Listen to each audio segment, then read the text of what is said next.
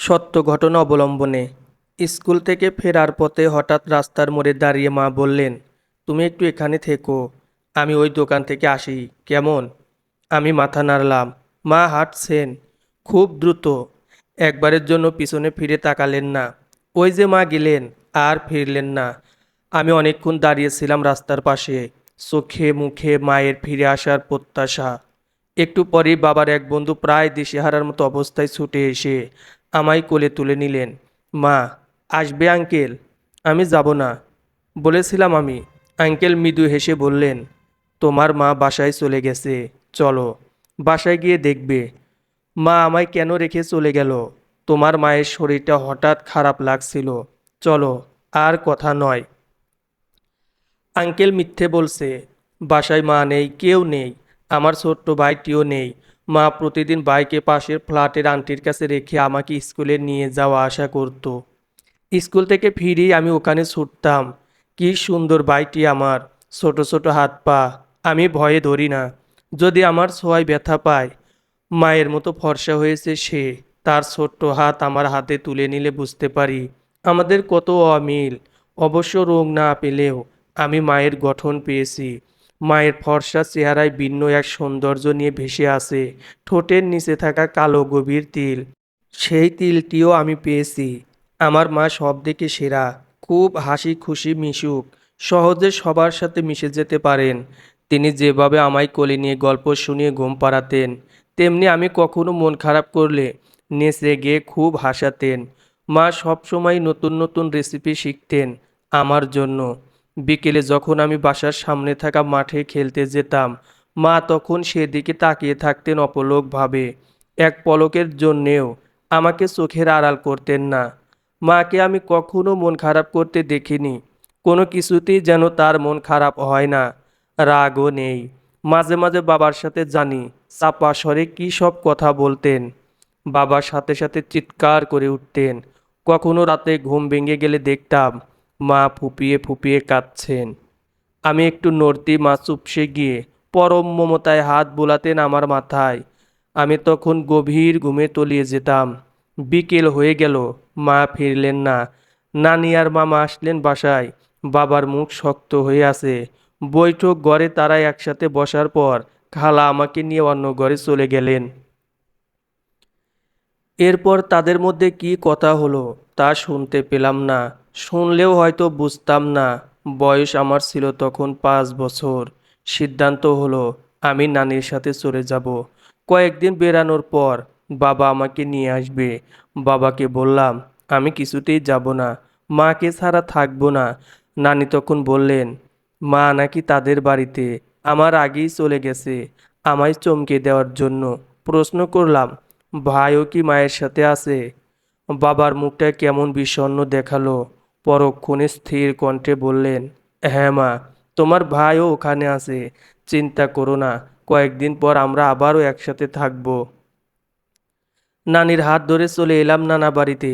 উঠোন থেকেই মা মা বলে চিৎকার শুরু করলাম। মা বেরিয়ে এলো না। ঘরে ঢুকে দেখি মা নেই। সবাই আমাকে মিথ্যে বলছে, মা কোথাও নেই, ভাইটিও নেই। খালা বুঝালেন, তোর মায়ের মন ভালো নেই, কয়েকদিনের জন্য বেড়াতে গেছে, তাড়াতাড়ি ফিরবে। আমি জিজ্ঞেস করলাম, তবে কেন আমাকে নিল না? আমার প্রশ্নের কোনো উত্তর পেলাম না।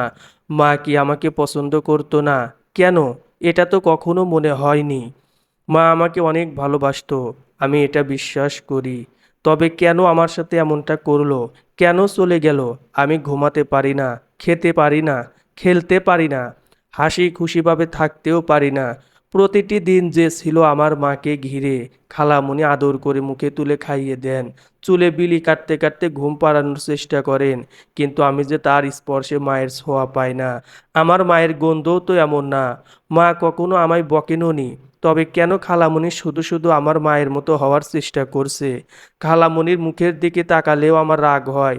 আমার মায়ের ফর্সা মুখে সবসময় আনন্দের ঝিলিক ছড়িয়েছিল, ঠোঁটের কোণে সবসময় হাসি লেপ্টে থাকতো। কিন্তু খালামণি রুক্ষ, কঠোর, একটু ভুল করলে ধমকে ওঠে। এমন ডাইনি হয়ে সে কি আমার মা হতে পারবে? দিন যত গেল মায়ের প্রতি জমে থাকা অভিমান পাহাড়ের রূপ ধারণ করলো। কিন্তু তবুও যেন চোখের পানি শেষ হয় না। দিনে না হলেও রাতে মায়ের শূন্যতা আমায় খুঁড়ে খুঁড়ে খায়। ফুপিয়ে ফুপিয়ে কাঁদতাম অনেক। মা চলে যাওয়ার পর আমার স্বপ্নের রূপকথার রাজ্য ধ্বংস হয়ে গেল। এখন সেখানে বাস করে ডাইনি, পিশাচিনী। 6 মাস নানা বাড়িতে থাকার পর একদিন বাবা আমায় নিতে এলেন। বাবার মুখ উজ্জ্বল, যেন অনেক কিছু ফিরে পেয়েছেন। হাসি খুশিভাবে বললেন, চলো, এখন থেকে এখানে আর থাকতে হবে না, তোমার মাকে দেখবে। আমি যেন মুহূর্তের মধ্যেই আমার সবটুকু আনন্দ উল্লাস ফিরে পেলাম। কতদিন পর মাকে দেখব, ঠিক করলাম মায়ের সাথে কথা বলবো না, খুব রাগ দেখাবো। বাবার সাথে বাসায় চলে এসে দেখলাম অপরিচিত একজন মহিলাকে। বাবা বললেন, ইনি হলেন তোমার নতুন মা। আমার একটুও বিশ্বাস হলো না, মায়ের সাথে কোনো মিল নেই। মা কত সুন্দর, আর উনি কালো। মায়ের মুখে হাসি থাকতো, আর ইনি যেন হাসতেও জানেন না। বাবা আমাকে রেখে কাজে চলে গেলেন। আমি বলে উঠলাম, তুমি আমার মা না। আমার মা অনেক সুন্দর ছিল। মহিলা বলে উঠল, তুই যে আমার মেয়ে, এটাও বা কে মানছে? শয়তানের ছাও!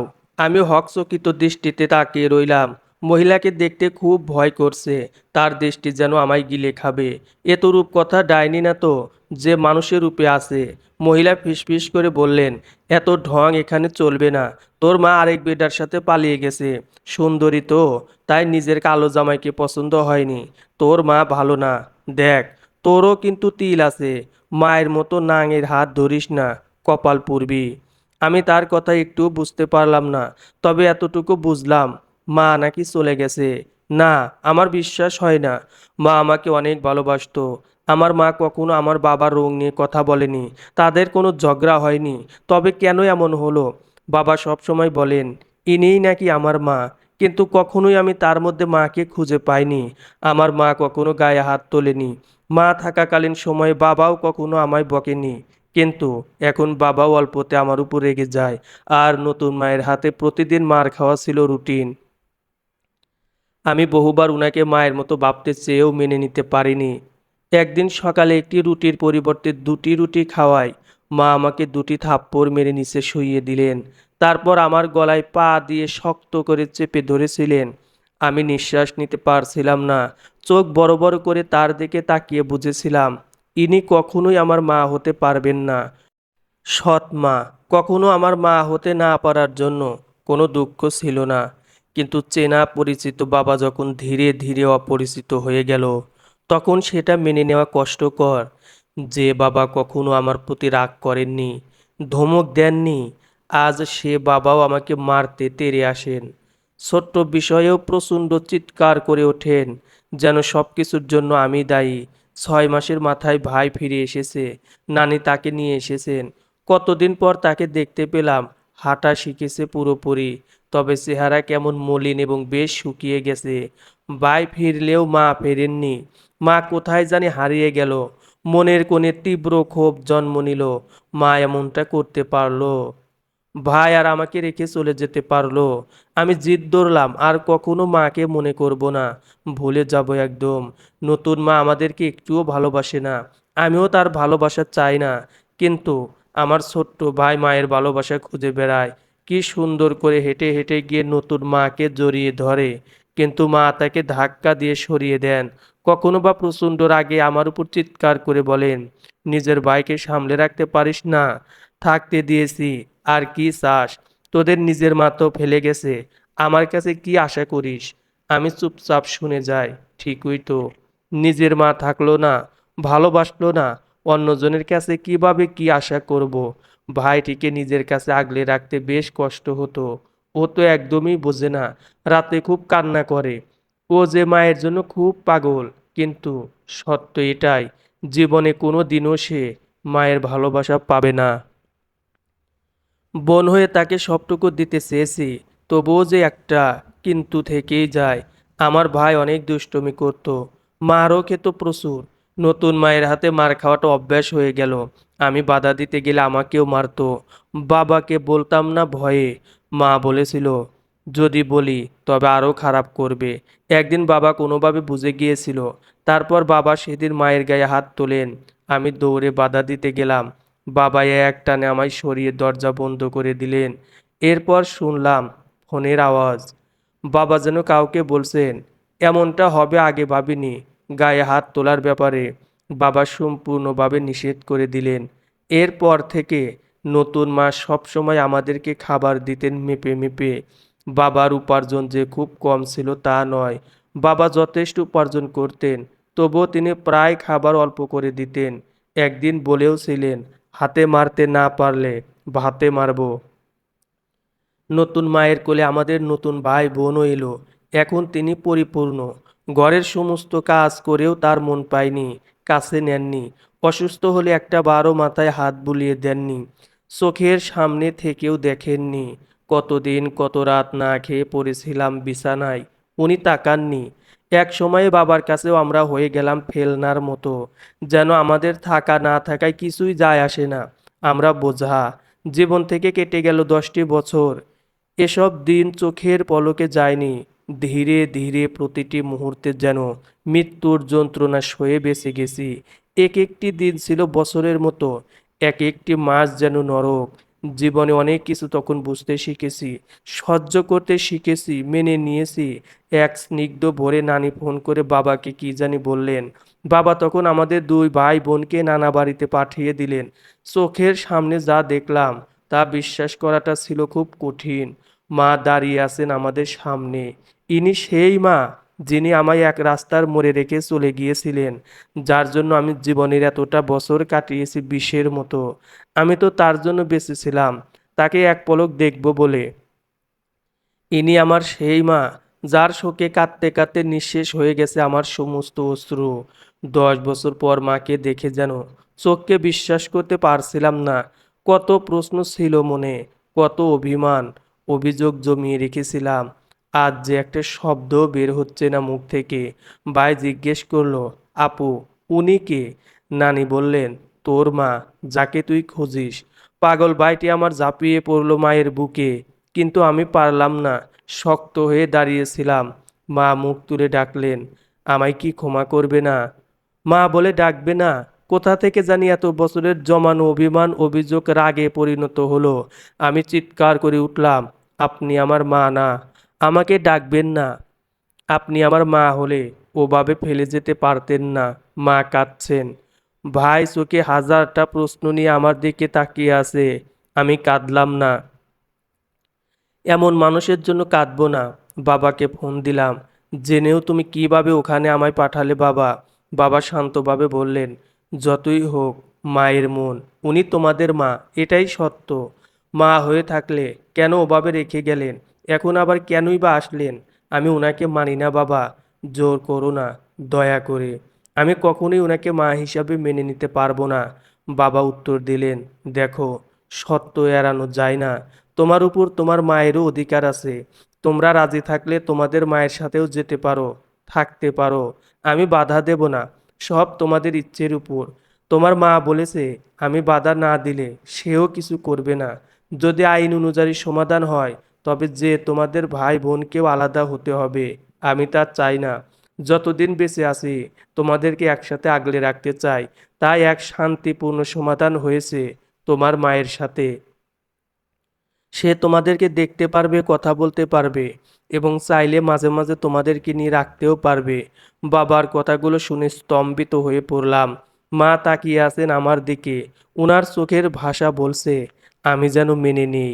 কিন্তু আমি মায়ের দিকে শক্ত চোখে তাকিয়ে কঠিন স্বরে বললাম, আপনার কি একটুও লজ্জা করলো না?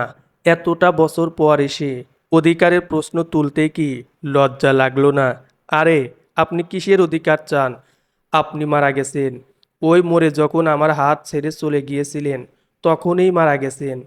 আমি আপনাকে মানব না, কখনোই না। আমার ভাই মেনে নিলেও আমি আমার উপর কখনো আপনাকে অধিকার ফলাতে দেব না। মা শান্ত স্বরে বললেন, দেখো, তুমি আগে শান্ত হও। তুমি যা ভাবছো তা নয়। আপনি যদি সত্যি আমাকে নিজের মেয়ে ভেবে থাকেন, তবে দয়া করে আমার জীবন থেকে সরে যান, না হলে আমি পৃথিবী থেকে চলে যাব। বলেই আমি থেমে পড়লাম। মায়ের মুখ ফ্যাকাশে হয়ে গেল, দৃষ্টি যেন ক্রমশ ঝাপসা হয়ে আসছে। এ তো সেই চেনা জানা মায়া ভরা অবয়ব। কতকাল আমি এমন স্নেহ মমতা দেখিনি। কতকাল আমি আমার জন্য কাউকে তীব্র ভালোবাসা অনুভব করতে দেখিনি। বুকের ভিতরটা যেন ভেঙে যাচ্ছে। মা অনেকক্ষণ চুপ করে থাকার পর বললেন, তুমি যে আমাকে এতটা ঘৃণা করো আমি বুঝিনি। অপরাধ করে ফেলেছি, ক্ষমা করো। তুমি যা বলবে তাই হবে। মায়ের কথা যেন আমার কানে যাচ্ছে না, চোখের সামনে ভেসে উঠছে চেপে থাকা অতীত, মায়ের সাথে কাটানো হাজারটা স্মৃতি। এত বছর যার প্রতীক্ষায় কাটালাম, আজ তাকেই আমি চিরতরে দূরে সরিয়ে দিলাম। মা আর না ফিরলেও পারতো। 10 বছর আগে মায়ের চলে যাওয়াটা যেমন আকস্মিক ছিল, তেমনি 10 বছর পর মায়ের ফিরে আসাটাও অবিশ্বাস্য। কিছু প্রশ্নের উত্তর আমি কখনোই পাইনি। বড় হয়েছিলাম সমাজের টিপ্পনি নিয়ে। রাস্তা দিয়ে হেঁটে গেলে মানুষজন বলতো, দেখ, এর মা আরেক বেডার সাথে পালিয়ে গেছে।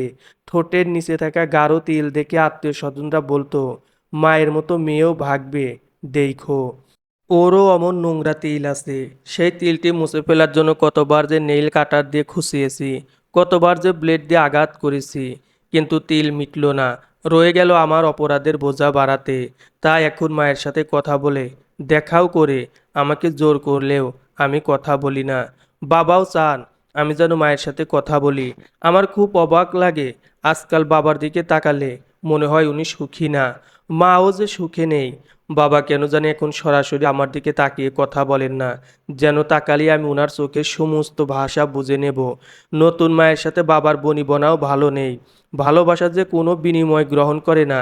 একদিন খবর পেলাম মায়ের আবার বিয়ে হয়েছে। মনে প্রাণে চেয়েছি মা সুখী হোক। তার প্রতি থাকা আমার তিক্ততা যেন কখনোই তার জীবন বিষিয়ে না তোলে। মা অবশ্য সুখী হয়েছিলেন। বছর ঘুরতেই কোল জুড়ে আসে একটি সন্তান। জানি না মায়ের মনে কী ছিল। বাবা কেমন জানি আনমনা হয়ে গেলেন।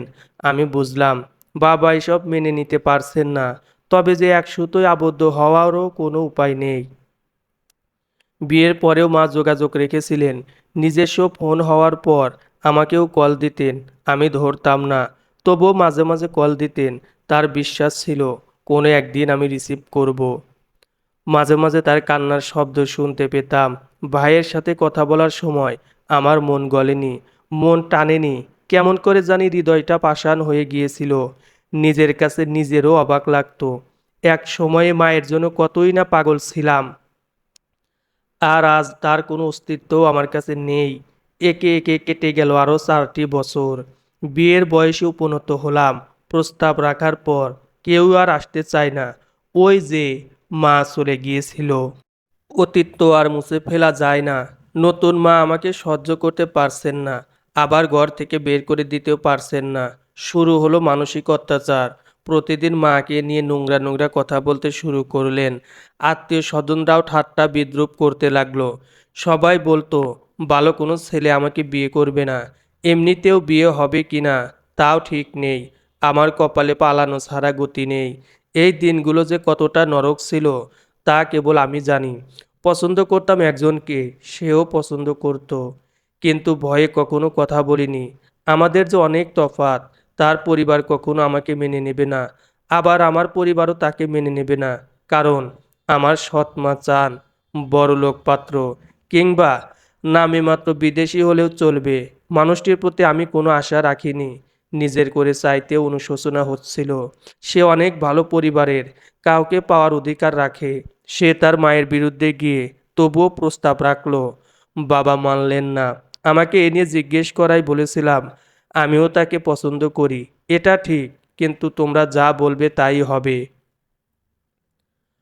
কথাটা বলতে কষ্ট হলেও জোর করার উপায় ছিল না। বাবা আর যাই হোক মায়ের মতো স্বার্থপর ছিলেন না। তাই আমিও বাবার বিরুদ্ধে যেতে পারবো না। বাবা প্রস্তাব প্রত্যাখ্যান করার পরেও ওই মানুষটি সরে গেল না। সে তার মাকে রাজি করিয়েছে আগে। তার মাও বললেন, আগে তুই ভালো কিছু একটা কর। সে চলে গেল বাইরে। 3 বছর পর যখন ফিরে এলো, তখন পারিবারিকভাবে আমাদের বিয়ে ঠিক হয়। পুরো ব্যাপারটা বাবা আমার থেকে গোপন রাখলেন। তিনি জানতেন যাকেই তিনি ধরে নিয়ে আসবেন আমি তাকেই মেনে নেব। কথাটা অবশ্য গোপন থাকেনি। বিয়ের 2 দিন আগে জেনে ফেলেছিলাম। বিয়ের দিনটি ছিল আমার জন্য স্মরণীয় একদিন। বরের মুখটি দেখে তখনও যেন বিশ্বাস হচ্ছিল না সব কিছু কেমন স্বপ্নের মতো। জীবনের এত অপূর্ণতার মধ্যে এ যে আমার একটিমাত্র পূর্ণতা, যে পূর্ণতা গুছে দেবে আমার সমস্ত শূন্য স্থান। প্রচণ্ড আবেগে কাঁদছিলাম। আমাদের বিয়ে হয়ে গেল। বিয়ের কাজ শেষ হওয়ার পর আমার এক চাচি ফোন নিয়ে আমার পাশে এসে বসলেন। তিনি বললেন, তোর মা কথা বলতে চায়, এক পলকের জন্য তোকে বিয়ের সাজে দেখতে চায়। মুহূর্তের জন্য আমি ক্ষেপে উঠলাম। আজকের এই দিনে ওনার চেহারা দেখে বিপদ বাড়াতে চাই না বলেছিলাম আমি। চাচি ধমকে উঠলেন, অনেক হয়েছে, উনি তোমার মা, আজকের দিনে অন্তত কথা বলো, দোয়া নাও। আমি বললাম, উনার দোয়া আমার লাগবে না। উনি দোয়া করলে উল্টো আরও খারাপ হবে। উনি জঘন্য একটা মানুষ, যার কারণে আমার জীবন এলোমেলো হয়ে গেছে। চাচি কতক্ষণ কঠোর দৃষ্টিতে তাকিয়ে থাকলেন আমার দিকে। তারপর রুম থেকে সবাইকে বের করে দরজা লাগিয়ে দিলেন। আমার মুখোমুখি বসে বললেন, আচ্ছা বল, যদি সবাইকে বলা হয় তোর মা তোর বাপকে ছেড়ে চলে গেছে, সেটা কি সবাই বিশ্বাস করবে? চাচি নিজেই আবার উত্তর দিলেন, হ্যাঁ, সবাই বিশ্বাস করবে। কেন জানিস? তখন সবাই ভাববে একজন সুদর্শনা সুন্দরী নারী তার কালো স্বামীকে গ্রহণ করতে পারেনি। এটাই বাস্তবতা ও যুক্তিসঙ্গত।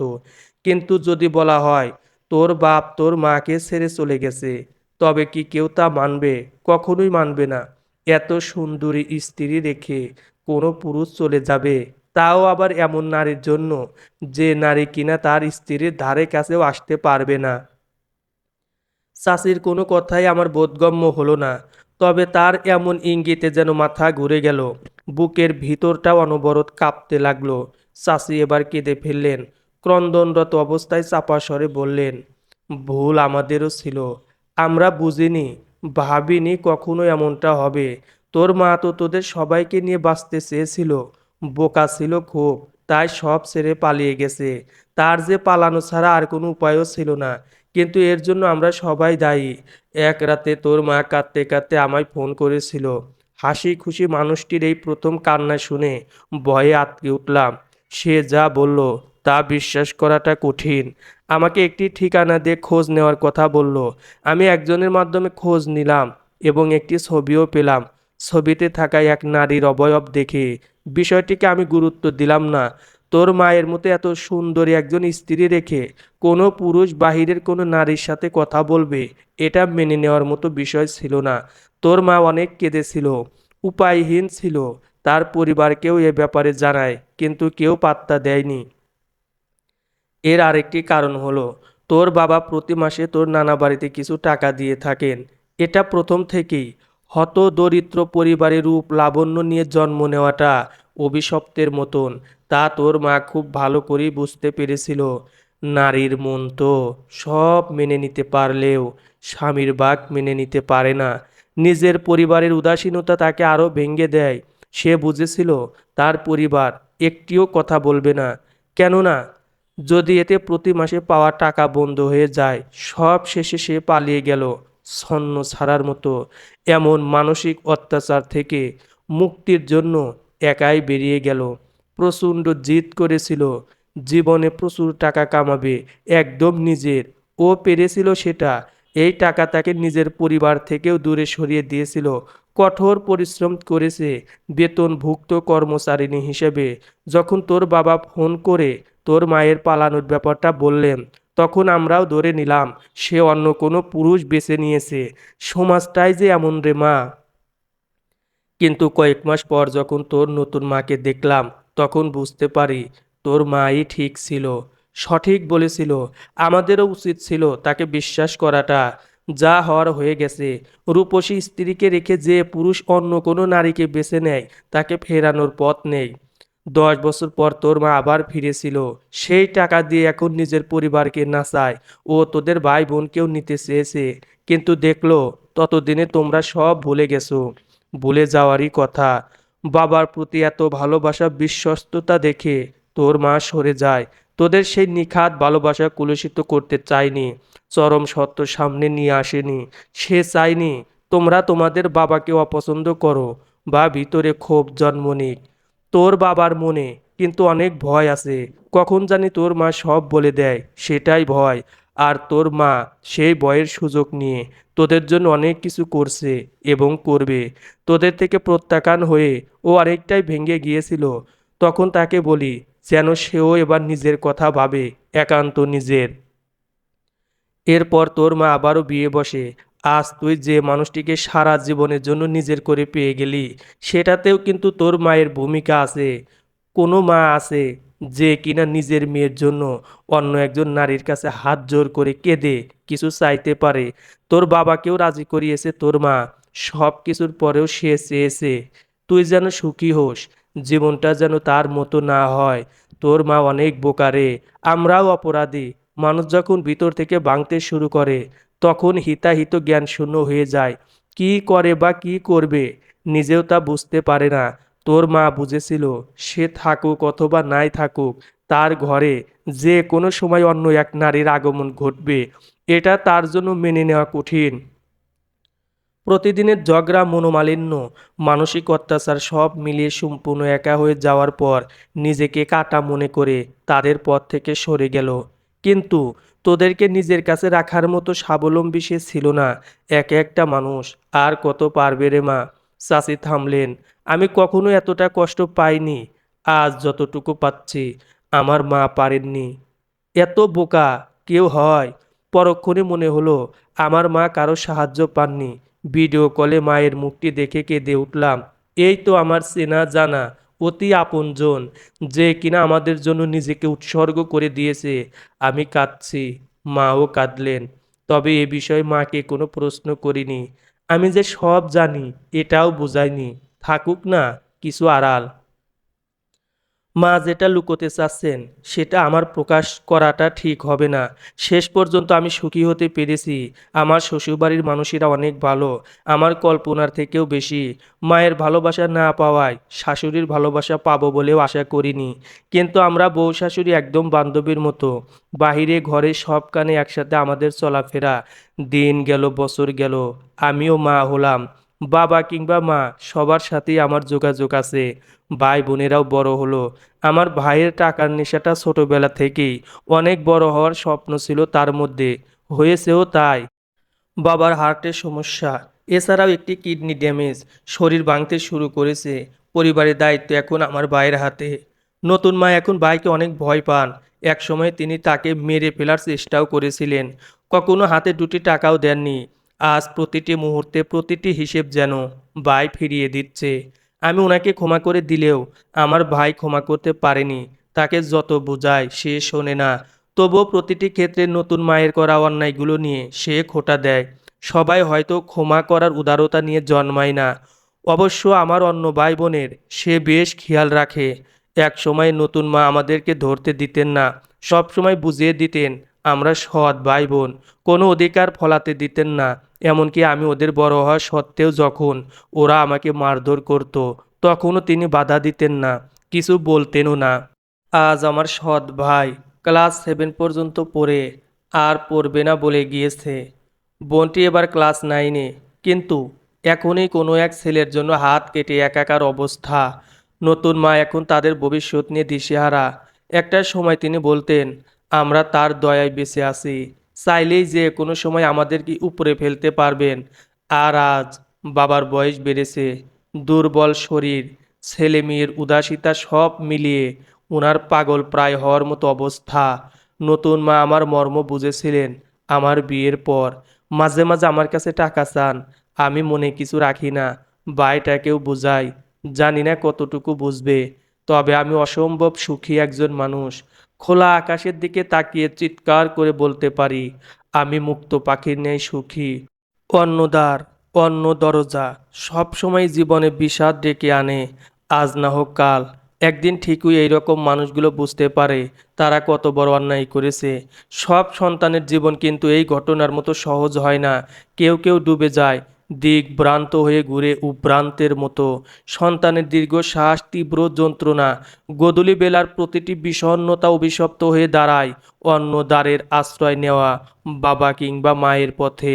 কোনো এক বসন্তে তারা নিজেরাও বুঝতে পারে কত বড় ভুল করেছে। সমাপ্ত।